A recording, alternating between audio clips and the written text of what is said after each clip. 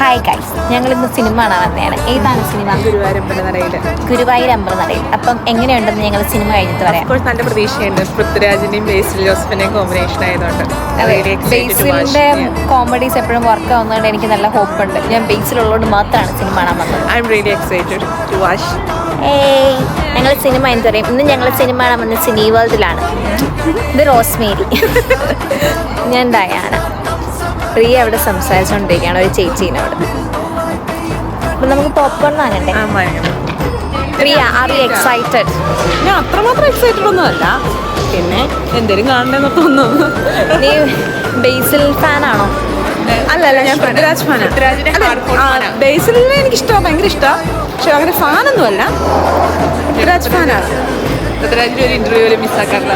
അല്ല, ബേസിലിൻ്റെ ഇൻ്റർവ്യൂ ഞാൻ മിസ്സാക്കാറില്ല കേട്ടോ. പക്ഷെ എനിക്ക് എന്തോ ബേസിലിനേക്കാൾ ഇച്ചിരി കൂടി ഇഷ്ടം പൃഥ്വിരാജിനെയാണ്. എനിക്ക് പൃഥ്വിരാജിനെയൊക്കെ ഇഷ്ടം.